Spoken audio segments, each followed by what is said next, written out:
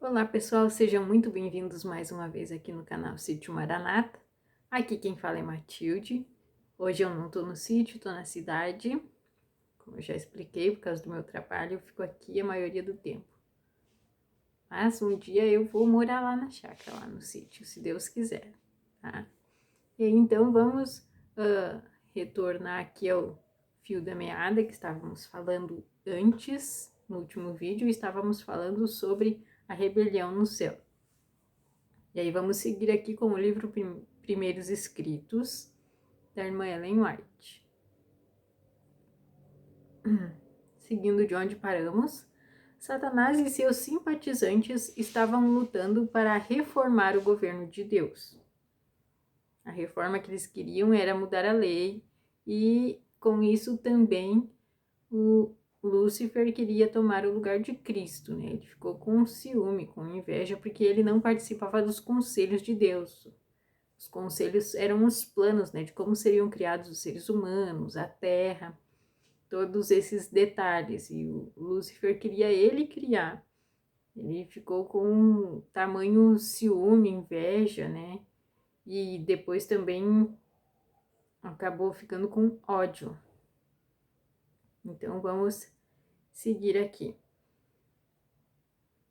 Então eles se rebelaram contra a autoridade de Cristo, Satanás e os seus anjos, né, os seus simpatizantes. Que hoje em dia a gente fala que são demônios, né, mas eles são anjos caídos. Todo o exército celestial foi então convocado a comparecer perante o Pai, perante Deus. E aí ficou decidido que Satanás seria expulso dos céus, com todos os seus anjos que se uniram a ele em rebelião. Aí foi tomada a decisão de que eles não iam mais ficar lá, né? Houve então guerra no céu. A gente costuma, levar isso de um jeito mais sutil, né? Que não foi realmente uma guerra, houve uma discussão lá e Cristo expulsou. Não, foi uma guerra mesmo. A gente pode até ter hoje em dia temos a guerra da Ucrânia, né? Que é a mais falada atualmente, mas já houve muitas, né, no nosso mundo. E aí deixa bem claro que houve guerra nos céus.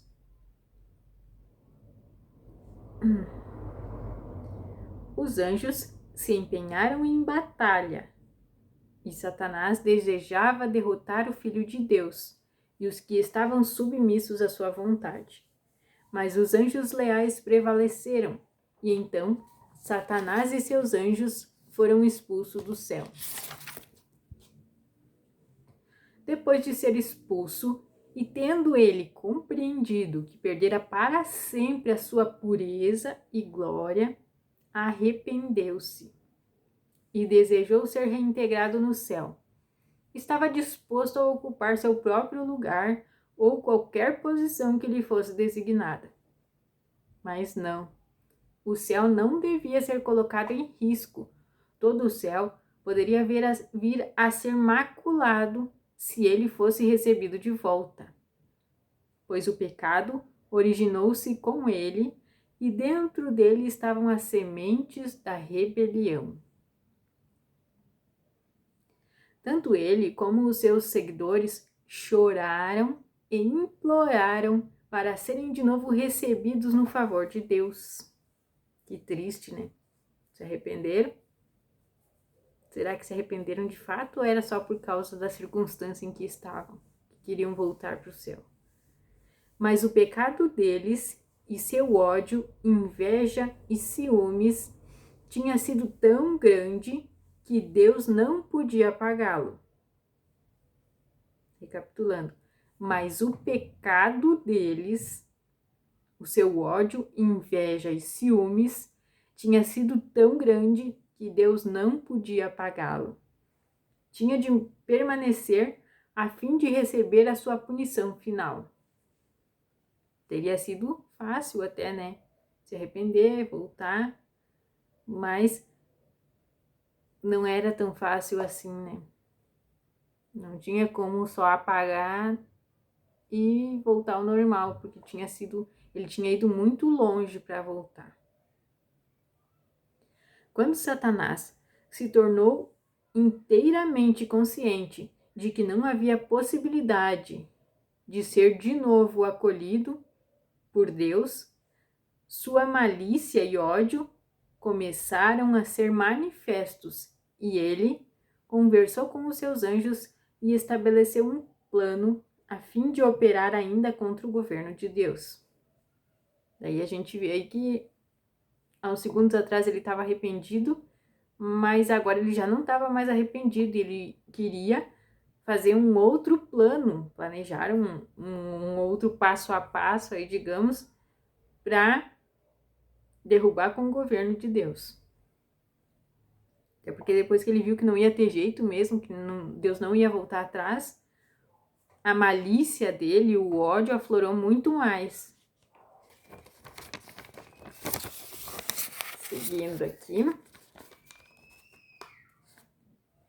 Quando Adão e Eva foram colocados no belo jardim, Satanás estava assentando planos para destruí-los.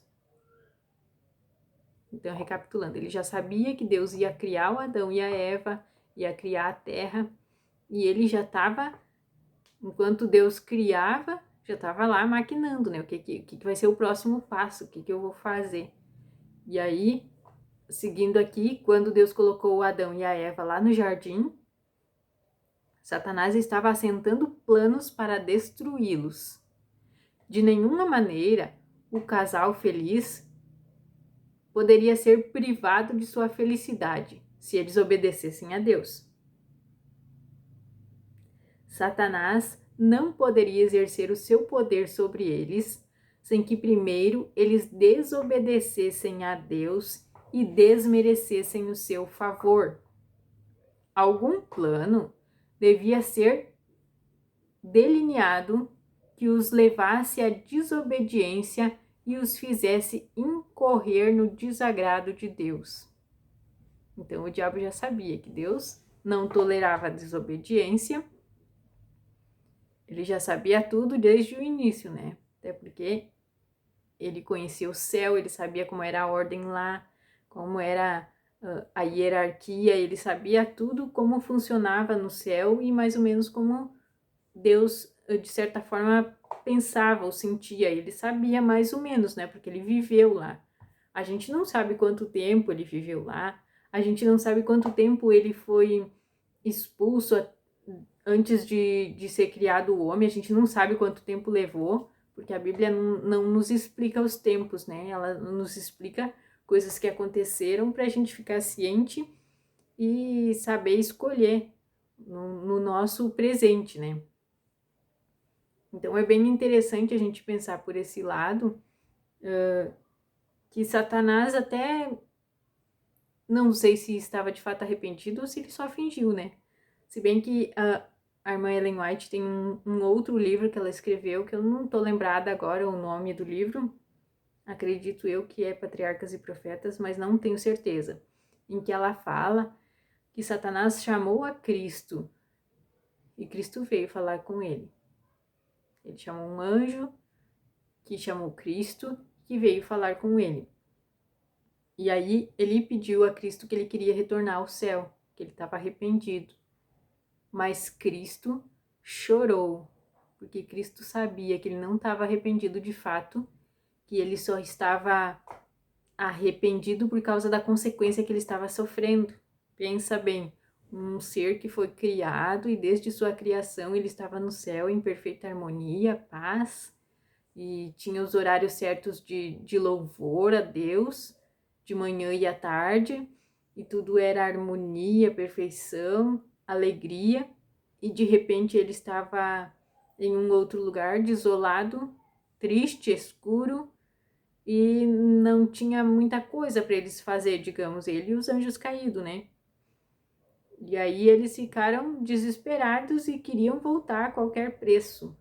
Mas Cristo chorou e teve que dizer para ele que não. Que ele ia ter que sofrer a consequência do pecado dele. E aí depois, quando Adão e a Eva foram colocados no Éden, Aí sim ele começou a colocar em plano, ou melhor, colocar em prática o plano dele, né, para destruir os seres humanos. E quando Adão e a Eva pecaram, caíram na tentação dele, deram de certa forma uma autorização para ele continuar aqui, né, perturbando todos os seres humanos, porque ele não desiste, né? O intuito dele é nos destruir. E segundo a irmã Ellen White, se ele pudesse, ele nos matava a todos. Ele só não faz isso porque não pode, né? Se Deus não nos guardasse, não nos protegesse, ele destruiria todos. Então, já que ele não pode destruir, ele escraviza. Uma boa parte dos seres humanos são escravizados por ele e pelos anjos dele. Mas mesmo assim, né, seguimos aí com o livre-arbítrio. Cada um escolhe o lado que quer estar. E muitas vezes as pessoas não escolhem o lado certo por ignorância voluntária, né? Se eu não quiser, se eu não sei, eu sou inocente, mas isso é ilusão da nossa cabeça, né? Deus nos dá todos os meios para nós conhecermos a palavra, para nós sabermos o que de fato aconteceu e o porquê estamos aqui. Se a gente não está interessado em saber, isso não quer dizer que a gente é inocente. Só quer dizer que a gente é ignorante voluntariamente, né? E é isso aí, eu deixo o meu apelo para que você escolha o lado de Deus. E eu quero muito estar no céu um dia e ver você lá. Certo, pessoal? Maranata, o Senhor logo vem.